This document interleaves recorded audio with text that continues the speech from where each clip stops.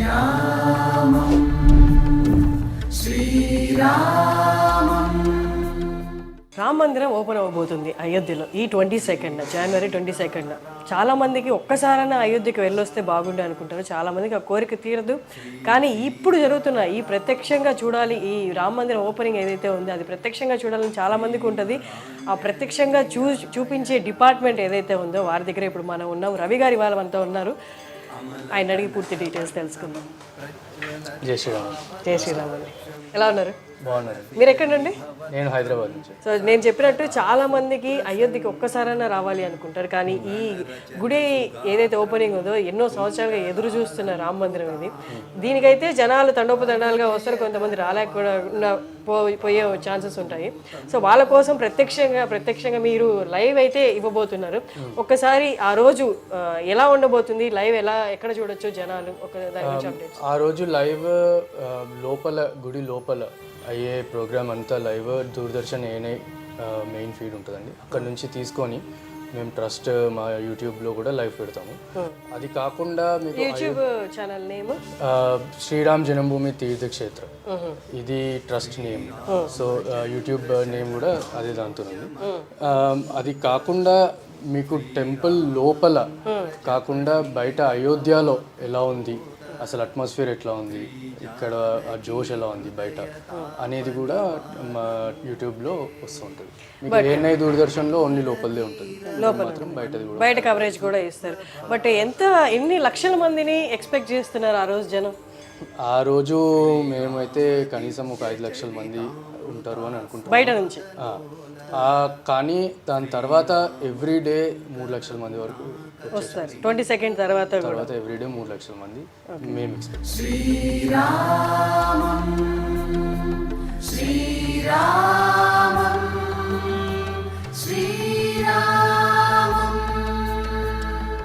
But ఈ city మొత్తాన్ని కూడా, క్రౌడ్ని మొత్తాన్ని కూడా జనాలు దేవుణ్ణి దర్శించుకోవడానికి, రాముడిని దర్శించుకోవడానికి వస్తున్న వాళ్ళని చూపించాలి, అంతమందిని చూపించాలి అంటే ఊరు మొత్తం కూడా కెమెరాస్ పెట్టాల్సిన సిచ్యువేషన్ అయితే కనిపిస్తుంది కదా. ఎన్ని కెమెరాస్ ప్లాన్ చేస్తున్నారు? ఇప్పుడు మా team, social media team, content ఎవరైతే తీసుకొని వస్తారో, వీడియో యాక్చువల్లీ గ్రౌండ్లో వెళ్ళి షూట్ చేసేవాళ్ళు, మాకు మెయిన్ స్పాట్స్ ఉన్నాయి అయోధ్యలో. మెయిన్ ముఖ్యమైన కొన్ని ప్రదేశాలు ఉన్నాయి, అక్కడ ఉంటారు. అక్కడ ఎట్లా ఉంది ఏంటి మహోత్సవం అంటే ఆ జోష్ ఎట్లా ఉంది. ఇప్పుడు హనుమాన్ గడి ఉంది ఫర్ ఎగ్జాంపుల్, హనుమంతుడు అక్కడ ఉండి అక్కడ నుంచి అడ్మినిస్ట్రేషన్ హనుమంతుడు చేసేవాడు. సో అది ఇప్పుడు గుడి అయ్యింది. సో అక్కడ చాలా పెద్దగా అవ్వబోతుంది. సో అక్కడ ఉంటారు. ఇంకా కనక్ భవన్, ఇట్లాంటి కొన్ని ముఖ్యమైన ప్లేసెస్ ఉన్నాయన్నమాట. అక్కడ పెద్ద పెద్ద స్క్రీన్స్ కూడా పెడతారు. ఇంకా అది కాకుండా వచ్చే విజిటర్స్ కోసం ఎవరైతే విఐపీస్ వీళ్ళు వస్తున్నారో, ఇన్వైటీస్ వస్తున్నారో, వాళ్ళు ఖచ్చితంగా ఫ్యామిలీతో పాటు వస్తారు. లోపలికి మాత్రం వాళ్ళు ఒక్కళ్ళే వెళ్ళవద్దు, కానీ ఇక్కడ రావడం ఫ్యామిలీతో వస్తారు. ఎందుకంటే గుడికి ఎవరైనా ఫ్యామిలీ లేకుండా రావాలని అనుకోరు. సో వాళ్ళ కోసం పెద్ద రూమ్ పెట్టి, పెద్ద స్క్రీన్ పెట్టి అవి చేస్తున్నాం. సో అక్కడ ఉండడము, సో ఇట్లా మొత్తం అయోధ్య మొత్తంని కవర్ చేసేలాగా చేస్తున్నాం. లోపల ఈవెంట్ మాకు ఫీడ్, ఎందుకంటే ప్రైమ్ మినిస్టర్ ఆఫీస్ కూడా ఇన్వాల్వ్ అయ్యి ఉంది కాబట్టి మాకు ఆబ్వియస్లీ ఫీడ్ ఇంకా వాళ్ళ నుంచే తీసుకోవాల్సి వస్తుంది. కానీ దాని తర్వాత 22nd తర్వాత లోపల నుంచి ఫీడ్ కూడా యూట్యూబ్లో లైవ్ వస్తుంది. ఓకే. గుడి ప్రారంభం అంటేనే ఆ గుడితో పాటు చాలా హైలైట్స్ ఈ ఊర్లో కూడా, అయోధ్యలో కూడా హైలైట్స్ అయితే పెట్టడం జరుగుతుంది. ఏవే హైలైట్స్ ఉండబోతున్నాయి, దాన్ని ఎలా కవర్ చేస్తున్నారు, అవి కూడా లైవ్ వస్తాయా? ఇప్పుడు హనుమాన్ గడి ఉంది, వాళ్ళు ఆ గుడి వాళ్ళు ఆ ఈవెంట్ని వాళ్ళు ఒక స్పెషల్గా వాళ్ళు సెలబ్రేట్ చేసుకుంటున్నారు. అక్కడ ఆ ఏరియా అంటే ఆ గుడి దగ్గర చాలా పెద్ద ఎత్తున ఏర్పాట్లు చేసి వాళ్ళు ఒక యూనిక్ వేలో వాళ్ళు సెలబ్రేట్ చేస్తున్నారు దాన్ని. అది కాకుండా ఇప్పుడు సరియు నది దగ్గర వేరే గుడి వాళ్ళు చేస్తున్నారు. ఇప్పుడు నాగేశ్వరనాథ్ మందిర్ ఉంది, అది శివుడి గుడి, అక్కడ వాళ్ళు స్పెషల్గా వాళ్ళు ప్రోగ్రామ్ చేసుకుంటున్నారు. సో స్క్రీన్స్ అనేవి ఇప్పుడు మనము ఎట్లా అయితే అయోధ్య బయట ప్రతి దగ్గర స్క్రీన్స్ పెట్టుకొని ఎవరి గుడ్లలో వాళ్ళు ఎలా అయితే చేసుకుంటున్నారో, ఇక్కడ కూడా అన్ని గుడ్లు రాముడివే కాబట్టి అందరూ ఆ రామభక్తితోని ఇంకా చాలా పెద్ద ఎత్తున ఇక్కడ చేస్తారు అని ఇంకా అవన్నిటిని కవర్ చేయడం జరుగుతుంది. ఆన్లైన్ రిలేటెడ్ ఎవ్రీథింగ్ మీరే చూసుకుంటున్నారు కాబట్టి, వెబ్సైట్ దగ్గర నుంచి, యూట్యూబ్ దగ్గర నుంచి, అండ్ అప్డేట్స్ దగ్గర నుండి, అండ్ వస్తున్న ఫండ్స్ కూడా ఇప్పటికీ ఇంకా వస్తూనే ఉన్నాయండి? ఫండ్స్ ఇప్పటికీ వస్తూనే ఉన్నాయండి. మా ఆన్లైన్ వెబ్సైట్కి వెళ్తే ఆన్లైన్ డొనేషన్ ఇప్పటికీ కూడా తీసుకుంటున్నాము. ఇంకా 22nd అని చెప్పి ప్రాణ ప్రతిష్ఠ డేట్ అనౌన్స్ అయినాక ఇంకా ట్రాఫిక్ ఆల్మోస్ట్ డబుల్ అయ్యింది.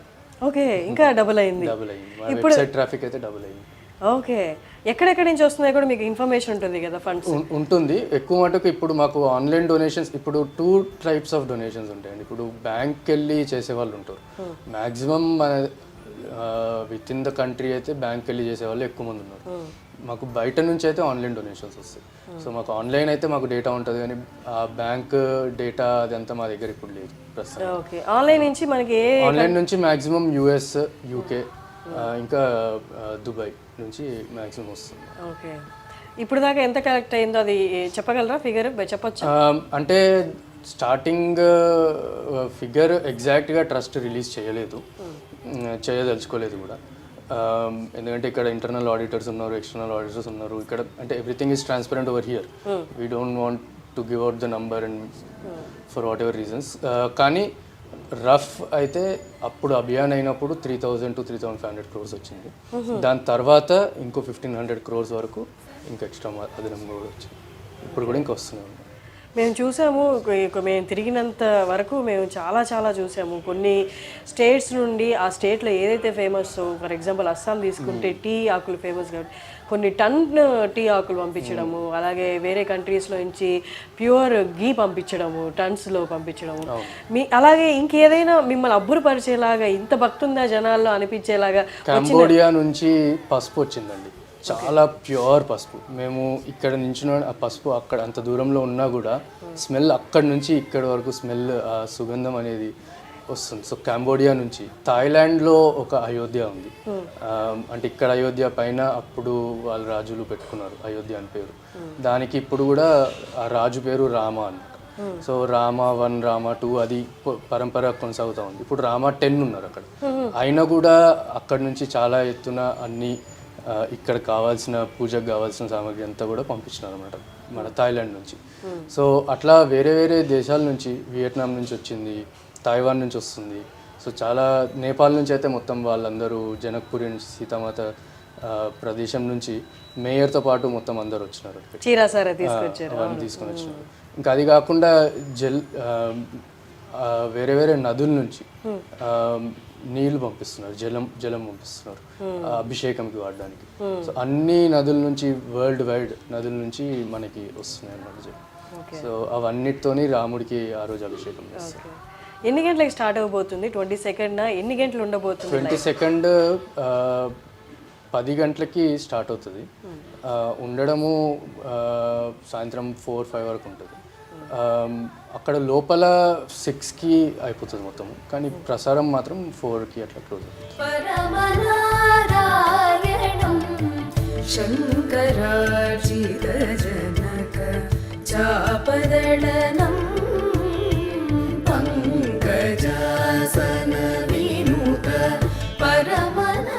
రిలేటెడ్ టు సెక్యూరిటీ, చాలా మంది సెలబ్రిటీస్ కూడా ఇన్విటేషన్ పంపడం జరిగింది.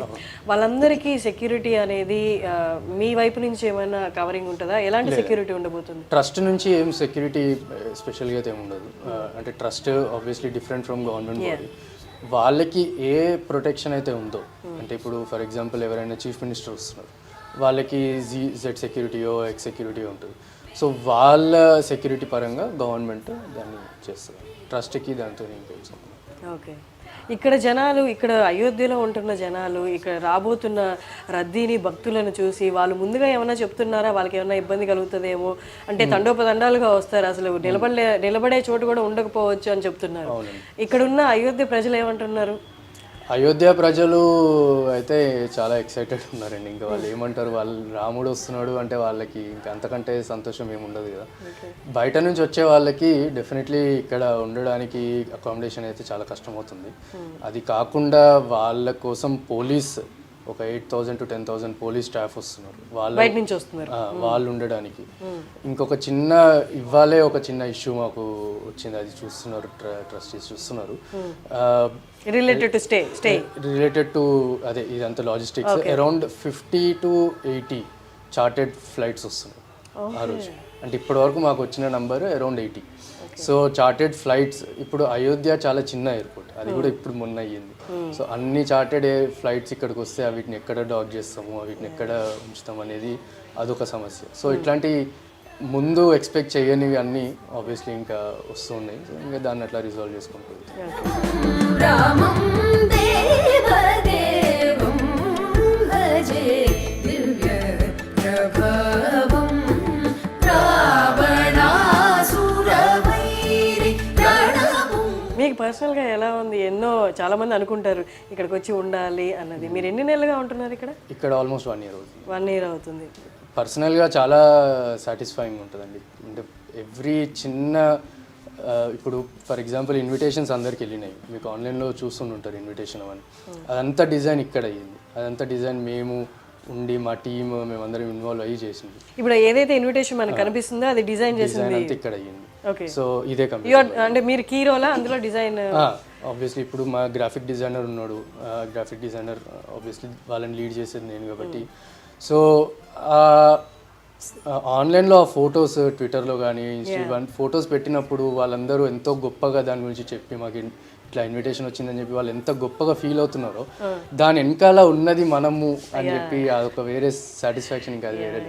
సో ఇక్కడ ఏ చిన్నది చేసినా అది గ్రౌండ్లో అది రిఫ్లెక్ట్ అవుతుంది. సో ఆ సాటిస్ఫాక్షన్ అనేది చాలా చాలా గొప్ప satisfaction. Thank you. Thanks a lot Ravi గారు. నమస్కారం. జై శ్రీ.